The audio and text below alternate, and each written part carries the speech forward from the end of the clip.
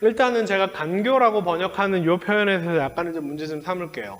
이건 번역자의 태도에 관련된 문제인데, 뭐냐면 이 간교라고 하는 이 아룸이라고 하는 단어를 제가 쭉 다 모아봤어요. 이 단어가 나오는 것들 어떻게 번역했는지.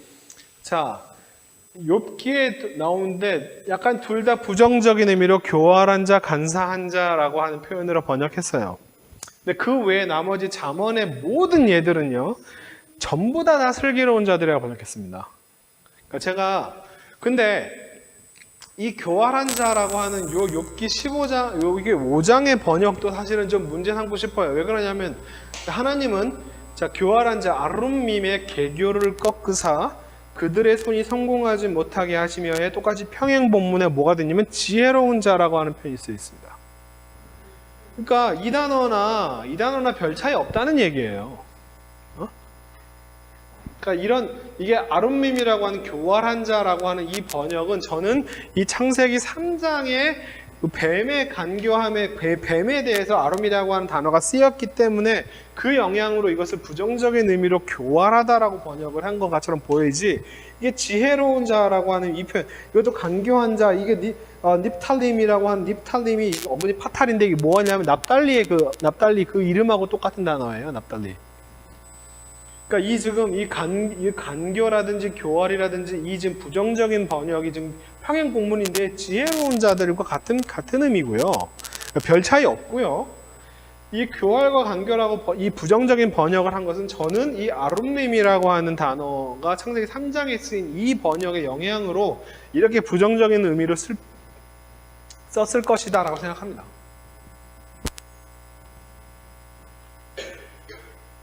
이게 하함임, 지혜로운 자라고 표현과 별 차이 없는 얘기예요. 이거 똑똑한 사람이라는 뜻이에요. 쉽게 얘기하면. 잠언에서는 전부 단 한 번의 예외도 없이 그냥 전부 다 찾은 겁니다. 잠언에서는 전부 다 슬기로운 자라고 긍정적으로 번역해놨어요.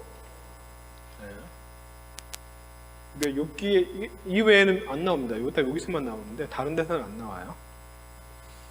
자, 여기에서 마찬가지로 지금 교활한 간사한 이런 부정적인 번역들은 저는 번역자가 창세기 3장에서 나오는 그 표현의 의미를 가지고 담아서 여기다 이렇게 번역한 것 같습니다. 기본적인 의미로 이 하함임, 지혜로운 사람과 별 차이 없는 거예요. 제가 이 얘기를 왜 하냐면 하나님의 말씀, 네가 먹는 날에는 반드시 죽으리라라고 하는 말과 뱀의 말, 너의 눈이 밝아져 하나님과 같이 되어 선악을 알 줄을 하나님이 알기 때문이다 라고 이야기하는 이 둘 사이에서 누구 말이 맞냐 하면 어떤 면에서는 이 표현이 맞아요. 자, 먹고서 그들의 눈이 밝아져, 똑같은 표현이죠. 그들이 벗은 줄을 알고, 그 다음에 하나님도 그 얘기를 합니다. 누가 너 벗은 걸 네가 어떻게 알았니? 라고 얘기하면서 너 이 나무를 먹었구나. 자, 만약에 하나님의 말씀이 바로 적용이 돼야 한다면 먹고 바로 어떤 면에서 죽어야 되는 게 맞아요. 죽고 나서 너 죽은 걸 보니 먹었구나 이렇게 얘기해야 되는데, 그랑 상관없이 지금 눈이 밝아져서 벗은 것을 알고 나서 얘네들이 눈이 밝아졌구나라고 이야기해요. 그래서 먹은 걸 보고 너 아는구나. 그 다음에 마지막으로 여호와 하나님이 이르시되 보라, 이 사람이 선악을 아는 일에 우리 중에 하나같이 되었으니. 자, 이게 결국 사실은 이게 뱀이 똑똑한 게 맞죠. 그죠? 뱀이 똑똑한 게 맞다고. 자, 그러니까요. 뱀 얘기가 오히려 맞지. 뱀이 뭔가 거짓말한 게 아니라고요. 자, 이 먹는 날에는 반드시 죽으리라. 이게 아니라 이게 사실은 이게 옛날부터 문제가 아주 심각한 문제가 됐습니다. 해석상. 그래서 이 시편 90편에 주의 목전에는 1000년이 지나간 어제와 같다라고 하는 이 표현을 이제 베드로 후서 같은 신약 시대에는 뭐라고 했냐면 하루가 1000년 같고라고 하는 이런 이미지로 이제 요 시편의 표현들이 이해가 되는데, 그래서 신에게는 1000년이 하루 같다라고 하는 이 표현을 여기다가 대입을 해가지고 아담은 죽었다. 이거 희년서, 그 다음에 이게 다 신구약 중간기에 나오는 저스틴, 그러니까 신약 시대에 나오는 그런 글들인데, 자, 아담이 죽었다. 그리고 그는 1000년에 70모에 930년을 살았는데 1000년은 하늘의 증거에 의하면 하루다. 하나님이 거짓말한 게 아니다라고 하는 하나님을 실드 쳐주기 위해서 930년을 살았는데 이게 1000년에 모자라기 때문에 그날 안에 죽은 게 맞아. 이 얘기를 하고 싶은 거예요. 응? 아담은 네가 그것을 먹는 날에 그날에 너는 죽을 것이다 라고 하는 말을 들었다. 실제로 우리들은 그가 1000년을 완전히 채우지 못했다는 사실을 알고 있다. 그래서 우리들은 주의 하루가 1000년이라고 하는 표현을 이렇게 확신하면서 이해하고 있다. 그러니까 이게 지금 뭐냐면, 자, 근데 시편 90편의 이 표현이 과연 이 창세기 지금 3장의 이야기를 염두에 두고 좀 이 얘기를 하고 있는 게 아니에요. 그런데도 불구하고 이 두 가지 얘기를 끌어붙여가지고 일종의 하나님이 거짓말한 게 아니다라고 하는 식으로 지금 하나님을 어떤 면에서 하나님을 실드 쳐주려고 지금 이 저자들이 이런 얘기를 하고 있는데 내가 볼 때는 좀 웃기는 얘기입니다. 자, 여러분이 만약에 신이 너 이렇게 하면 내가 너한테 벌을 줄 거야. 930년 뒤에. 글쎄요. 감사합니다 할 거라면 나는 어머 무서워라. 벌이 930년 뒤에 이루어지다니 무서워라. 이런 느낌이 별로 안 들 것 같다는 생각이 듭니다. 어쨌든 간에 자, 지금 요뿐만 아니라 사실 요 표현이 문제가 되는 거예요. 왜냐하면 성경을 리터럴하게 사실 이 표현이 중요하니까. 그러니까 제가 볼 때는 이 말 중에 근데 여러분 이걸 아는 게 되게 중요해요. 하나님이 이렇게 이야기했을 때 그것이 이 말 그대로 벌어질 것이다 라고 생각하지 않는 게 좋아요. 사실은 이거는 먹지 마라 라고 하는 이야기를 강조하고 싶은 표현으로 이해하는 게 좋아요. 자, 한번 질문을 드릴게요. 가인한테 하나님이 어떤 저주를 내렸냐면 너는 땅에서 유리하는 자가 될 것이다 라고 얘기했어요. 그죠? 응? 그렇죠? 가인한테? 다음 시간에 보긴 할 건데. 그래서 가인이 유리하는 자가 됐습니까? 정착하죠. 정착하죠. 야시아브 정착하다라는 표현을 정확히 쓰고 있어요. 그다음에 성을 짓고 거기서 성을 살죠. 정착 생활합니다. 유리하는 삶을 살지 않아요. 불순종한 거 아니냐고요? 아니지. 하나님의 예언이 안 이루어진 건 하나님 잘못이지. 그게 어떻게 가인 잘못이에요? 아니, 교수님 그것까지 저는 생각에 그 죽으리라는 부분에서요. 그 인간이 예상적으로 저게 영원히 사는 존재로, 아니 영원의 영적 존재로 이렇게 하게 되면은 천사도 그렇고 인간도 그렇고 계속 흙에서 왔다고 얘기하고 흙으로 돌아갈 거라고 얘기하는데 무슨 영적 존재예요? 자꾸 그렇게 얘기하지. 성경에서 계속 넌 흙에서 왔고 흙에서 취해질 것이고 계속 그 얘기를 강조하고 있잖아요. 창세기 3장에서 다른 데도 아니고, 그렇잖아요. 지금 이게 영적 존재를 얘기하고 싶은 게 아니라 지금 계속 너는 땅에서 왔고 너 땅에서 취해졌다 이 표현을 지금 몇 번이나 쓰고 있는데, 그리고 땅을 섬기는 일을 원래대로 하는 거고. 인간은 땅을 섬기는 존재로 설명하는 거지. 그 땅을 섬긴다는 표현은 농사꾼을 얘기하는 표현이에요. 다른 표현이 아니라. 자, 아무튼 이 표현 이런 식으로 설명을 고대에 이 자체가 문제가 돼서 고대학자들은 이렇게까지 얘기를 했었다라고 하는 거. 그 다음에 또 한 가지 이 얘기는 뭐냐면 하와가 하나님의 말을 변경했다라고 하는 식으로 하와를 비난하는 사람들이 꽤 있더라고. 그래서 거기에 대해서 제가 기분이 나빠가지고 두 개를 비교하는 겁니다. 자, 선악을 알게 하는 나무의 열매는 먹지 말라. 내가 먹는 날에는 반드시 죽을 것이다 라고 얘기를 했는데 하와가 말을 약간 뒤틀었다는 거예요. 사실이에요. 동산 중앙에 있는 나무의 열매는 선악을 알게 하는 나무라고 하는 표현 대신에 동산 중앙에 있는 나무라고 하는 표현을 썼고요. 하나님 말씀에 너희는 먹지도 말고 만지지도 말라라고 하는 말을 첨가했다. 그 다음에 더 중요한 건 이거죠. 죽을까 하노라 라고, 이게 마치 하는 반드시 죽는다고 했는데 얘는 죽을 수도 있고 안 죽을 수도 있고 죽을지도 모르고 이런 식으로 번역했다는 거예요. 죽을까 하노라 라고 하는 말이. 그러나 이것은 개역 번역의 문제죠. 이 전혀 사실은 둘 사이에 강도의 문제로 보면은 사실 둘 사이에 별 차이가 없습니다. 너는 먹지 말라, 먹으면 죽을 것이다와 이 뒤에 있는 얘기는 뭐냐면은 너희가 죽지 않으려거든 죽지 않기 위해서는 먹지 말라. 자, 먹지 말라, 죽지 않으려면 먹지 말라와 먹으면 죽을 것이다의 둘 사이의 차이는 그렇게 뉘앙스의 차이가 없어요. 강도 면에서는 특히나 또 먹지도 말고 만지도 말라는 표현은 없지만 이 말이 첨가돼서 강도가 더 세지면 세졌지 강도가 약해지지 않아요. 하나님의 말씀을 하와가 뭔가 더 이렇게 어설프게 희석시켜서 전달했다라고 생각하는 것은 전혀 잘못된 생각입니다. 그건 우리말 번역의 이 개역 번역의 죽을까 이것 때문인데요. 이 개역 번역이 뭐뭐 하지 않기 위하여라고 하는 표현을 번역할 때 이렇게 많이 번역을 해요. 다른 번역들 보시면요, 공동 번역이라든지 편집자 번역 보시면 죽지 않기 위해서는 이렇게 번역이 되어 있어요. 죽지 않으려면은 먹지 마라. 자, 거기다가 사실 근본적인 차이는 이거예요. 지금 뭐냐면 지금 하나님이 너는 그것을 먹지 마라라고 다 단수로 얘기합니다. 너는 죽을 것이다. 남자한테 그것도 그죠? 자, 2인칭 남성 단수의 형태가 지금 하와는 뭐가 문제냐면 2인칭 복수를 사용합니다. 그죠? 포할루, 테무툰. 하나님은 이렇게 복수 형태로 쓰지 않았습니다. 이 표현은 누가 쓰냐면 뱀이 얘기를 해요, 사실은. 너희들 안 죽을 거야, 이렇게 얘기하죠. 그러니까 하나님이 자체로 남자한테만 어떤 면에서는 이거 엄밀하게 문법적으로 따지면 사실은 그 표현도 별로 중요한 건 아닌데 어떤 차이는 사실 그게 차이면 차이지 사실은 말의 강도의 차이는 아닙니다. 그 다음에 가장 더 중요한 건 뭐냐면 하나님이 아담한테 이 말을 했을 당시에 2장 17절에서 하와는 아직 만들어지기도 전이었다.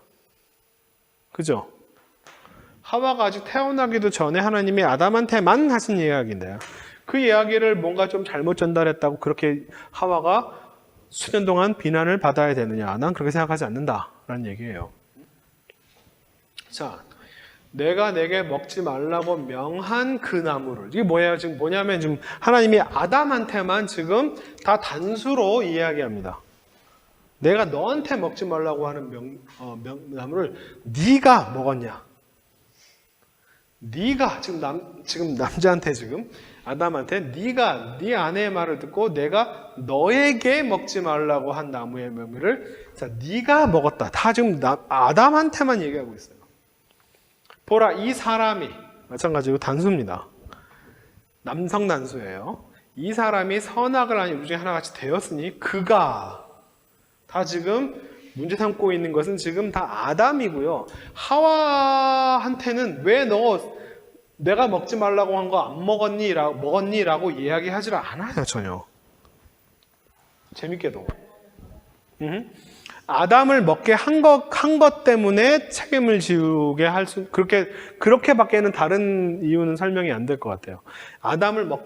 아담한테 먹지 말라고 했는데 아담을 먹게 했다. 그게 문제다라고 얘기하면 더 이상 할 말이 없겠는데 일단은 지금 하와 자체가 선악과를 먹은 것에 대해서는 하나님이 지금 아무런 말씀을 지금 하고 있지 않은 상태입니다. 재밌게도. 그래서 제가 농담처럼 하와가 자기만 혼자 먹고서는 아담한테 안 줬다면 어떤 일이 벌어졌을까? 하나님이 거기에 대해서 뭐라고 반응하실까라고 하는 것도 좀 궁금한 지점이다라고 말씀드렸던 것입니다. 자, 이거 제가 3장을 어떤 전적 타락이라고 이렇게 해석하는 것에 대해서 저는 사실 이 부분을 건드리는 게 저한테는 좀 위험한 일이기도 합니다. 왜냐하면 이게 사실은 개신교 신학의 가장 핵심적인 부분 중에 하나이기 때문에 개신교 신학뿐만 아니라 기독교 신학의 핵심적인 부분이기 때문에 창세기 3장을 가지고 그 얘기를 한다라고 하는 것은 나는 좀 문제가 있다고 보는 입장이에요. 왜 그러냐면 나는 인간이 원래 다 흙으로 지어졌다라고 이야기하는 것 표현 자체가 인간이 원래 불멸의 존재로 지음받지 않았다고 생각을 해요. 인간은 원래 인간은 원래 선과 악을 아는 상태도 아니고 불멸하는 상태도 아닌 상태로 지음을 받았고요. 거기에 대해서 선악을 알게 하는 어떤 열매를 먹음으로써 선악을 아는 능력이 생겼다면 마찬가지로 불멸하는 생명의 나무의 열매를 먹어야 불멸하는 존재가 될 텐데 아직 못 먹은 거라고 생각을 해요.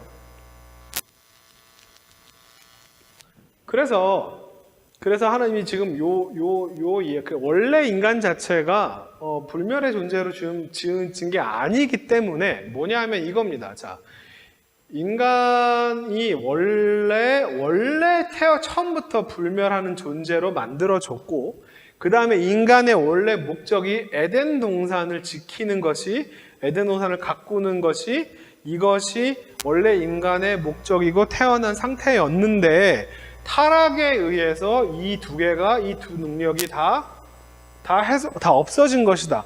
그러면 이 타락을 되돌리고 뒤바꾸는 역할이 뭐냐면 다시 여기로 돌아갈 존재가 되어야 되고, 에덴 동산으로 다시 들어가는 것 자체가 목적이라고 얘기를 하는데, 저는 이 3장 얘기가 과연 그 얘기를 하고 싶은가라고 하는 면에서 저는 약간은, 자, 내가 흙으로 돌아갈 때까지 얼굴에 땀을 흘려야 먹을 것을 먹으리니 내가 그것에 취함을 입었습니다. 자, 원래부터 2장에서부터 뭐 타락 이런 얘기 없을 때부터 원래부터 흙으로 지었다라는 얘기를 기본적으로 나오고 있어요. 이게 저주의 얘기가 아니라 원래 상태를 얘기하는 겁니다. 너는 흙이니 흙으로 돌아갈 것이다. 여호와 하나님이 에덴 동산에 그를 내보내요. 그의 근원이 된다. 거기가 이 표현인, 그가 거기에서부터 취해진 아담아를 섬기게 했다. 원래 거기서 취했잖아요. 응? 원래 흙이라고 인간이. 자, 뭔가 인간의 어떤 존재 자체가 어떤 극적인 어떤 변화를 겪었느냐? 저는 아닌 것 같거든요. 이 과정을 거쳐서 뭔가 여기가 이 3장 얘기가 그동안 이렇게까지 과도하게 해석될 만한 이야기인가? 잘 모르겠어요, 솔직히 얘기하면. 저는 아닌 것 같아요. 인간이 어떤 대단한 존재 변화를 겪었냐? 별로 그래 보이지 않거든요. 원래 흙에서 지었고 흙으로 돌아갈 것이고.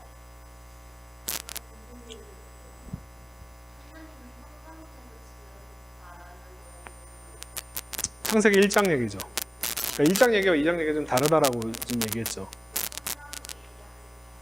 3장은 2장과 더, 왜냐면 아도나이 엘로힘 이라고 하는 표현을 쓰는 것처럼 2장 얘기에 가깝지 3장 얘기에 가깝다고 보기는 좀 어려워요. 그래서 2장 스토리의 연결이라고 보는 게 좋습니다. 왜냐하면 표현 자체가 땅을 섬기고 땅에서 지음받고, 자, 창세기 1장에서는 흙에서 지음받았다 이런 표현 없어요. 그죠?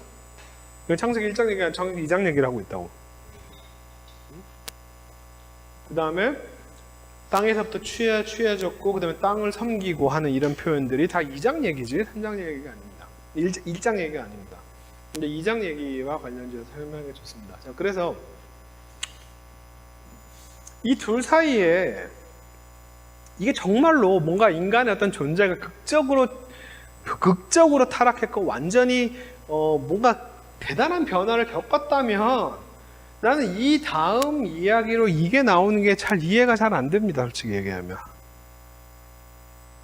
모든 살아있는 것의, 모든 생명체의 어머니다 라고 하는 이유로 이름을 하와라고 지었다. 자, 이 얘기는 사실은 어디에 붙으면 되게 좋은 얘기냐면요, 2장에 붙으면 되게 좋은 얘기예요. 아, 이는 내 살 중에 살이고 뼈 중에 뼈다. 드디어 내가 짝을 만났다. 그래서 그의 이름을 이렇게 지었다. 이런 식으로 연결하면 참 좋은 얘기인데, 이 얘기가 이 3장에 마치 전적 타락과 저주와 인간의 죽음, 자, 죽음을 강조했으면 도대체 이 얘기는 왜 하는데요? 이것도, 자, 그러면, 자, 모든 어떤 죽음을 경험할 수밖에 없는 것들의 어머니라고 얘기하면 저도 동의를 하겠는데, 모든 살아있는 것들의 어머니라고 하이라고 하는 단어를 사용하지, 그래서 이름도 하와라고 지었지, 죽음이라고 하는 단어를 강조하지 않아요. 그러니까 이 둘 사이에 꽤나 텐션이 있다는 걸 여러분 잘 기억해 두세요. 이게 나란히 읽히는 게 좀 이상한 문장입니다. 만약에 이것을 전적인 타락이라고 이렇게 규정했을 경우에는 3장 20장을 그냥 쉽게 이해하기가 저는 별로 어렵다고 생각해요. 이게 결국 제가 해석하는 방식입니다. 이걸 과도하게 어떤 조직신학적인 입장이라든지 아니면 기독론적이라든지 아니면 신약적인 해석에 의겁해서 창세기 3장을 이해하지 않고 그냥 창세기 3장만 내용을 보면 무슨 이야기를 하고 싶은 거냐 하면, 기본적으로 신과 인간과 자연 세계의 경계선들을 만들어내는 이야기예요. 쉽게 얘기하면. 자, 신과 인간과 자연 세계를 합쳐가지고 이 둘 사이에는 무슨 경계선이 있냐면 불멸하는 존재냐 죽음을 경험하는 존재냐. 그 다음에 신과 인간 사회와 그 다음에 자연 세계 사이에 인간과 자연, 그러니까 인간의 위치를 설명하는 거예요. 도대체 이 사이에 인간은 일종의 중간에 끼어 있는 중간자적 존재다라고 하는 이야기를 하고 싶은데, 인간은 신과 차이에서 무슨 차이가 보이냐면 신은 불멸하는 존재고 인간은 그렇지 못한 존재고, 인간과 자연 사이에서 인간은 어떤 존재냐면 자연은 빨개 벗고 다니지만 부끄러운 줄 모르고 인간은 옷을 입는 존재다. 사실은 이 얘기를 하고 싶은 것 같아요. 별로 그렇게 대단한 이야기라고 저는 생각하지 않아요. 이 선과 악을 안다고 하는 것이 모든 인간이 그래서 어떤 선악을 다 알게 돼서 뭐 그렇게 생각하지 않아요. 그렇다면 지혜문학에서 그렇게까지 계속 뭔가 어린 나이한테 선을 가르치려고, 청년한테 자꾸 선을 좋은 것이 무엇인가를 가르치려고 애를 쓸 필요가 없죠. 원래 다 아는데. 그죠? 자, 인간의 창조 목적이 뭐냐 하면 땅을, 아담아를 섬기고 지키는 존재, 즉 농사꾼이에요. 쉽게 얘기하면 이게 바로 가인이 그대로 농사꾼이었다는 표현을 그대로 쓰는데, 이 창조 목적 자체가 변하지 않아요. 다만 창조 목적을 이루는 과정이 쉽지 않을 뿐, 이게 저주의 내용이라고 저는 생각을 합니다. 이거를 설명하는 방식인데 전 원인론이라고 이렇게 얘기해요. 이티올로지가 뭐냐면 이 창세기의 독자들, 자 이것은 이 독자들은 누구냐면 이 땅을 살아갔던 한 시대에 히브리어를, 성서 히브리어라고 하는 언어를 사용하고 있는 하나의 집단들이, 그 사람들이 겪고 있는 현실이에요. 현실이 도대체 어떤 이유로 생겨났는가? 왜 남자는 열심히 노동을 해야 되고 힘들게, 여성은 왜 애를 낳기 힘들게 낳아야 되는가? 이게 다 현실이잖아요. 그거 대단한 이야기가 아니라고. 왜 다른 동물들은 다 발인데 왜 뱀은 발 없이 다닐까? 사실은 이 질문에 대해서 그냥 쉽게 경험할 수 있는 현실에 대한 설명이라고 저는 생각을 합니다. 자, 이 정도의 이야기 외에 그 이상의 의미를 막 이야기하는 것은 저는 좀 약간은 너무 지나친 어떤 과도한 의미 부여. 근데 실제로 아주 오랫동안, 몇 천 년 동안 사실은 굉장히 많은 의미 부여를 지나치게 많이 해온 장이에요. 제가 이거 막 그런 덕지덕지 붙어 있는 과도한 해석을 다 드러내고, 다 들춰내고, 그냥 플레인하게 이 문장을 봤을 때 사실은 이런 정도의 이야기를 하고 있다라고 이야기를 아무리 하고 싶어도 워낙 많은 이야기들이 이 창세기 3장 안에 그동안 수천 년 동안 온갖 해석들이 다 온갖 이상한 설명들, 대부분 뭐 예를 들면 그 약간 통일교 계열의 그쪽 사람들도 이 창장에 대해서 대단한 의미를 많이 부여합니다. JMS도 그렇고요. 제가 JMS의 그 교리를 읽어봤을 때 통일교 쪽도 그렇고요. 이 3장의 의미를 굉장히, 제가 얼마 전에 저를 스카우트하려고 했던 그 교주님도 이 창세기 3장의 의미를 여자 에? JMS 쪽은 아니고요. 그분이 그 주로 이제 문선명하고 그다음에 그 구원파, 그 유병언 이쪽을 열심히 비판을 하시는데 하는 내용이 거의 비슷하더라고요. 같은 계열인 것 같아요. 비슷한 계열이니까 싸우는 거지. 막 무슨 여자 몸으로 뱀의 씨가 들어가고 막 이런 생각 막 하는데 딱 그쪽 계열이더라고. 그리고 이 사람들이 이 3장을 굉장히 의미를 많이 부여합니다. 저는 과도한 의미 부여가 오히려 이단으로 가는 지름길이라고 생각합니다. 솔직히 얘기하면. 그러니까 여기에 대해서 막 인간의 어떤 막 여러 가지 존재의 어떤 여러 가지 영적 육적 무슨 성적 이런 문제들 막 다 옷을 벗은 게 아예 어떤 성적인 것을 깨달았다 그런 얘기 없어요. 네, 그런 얘기 없습니다. 네.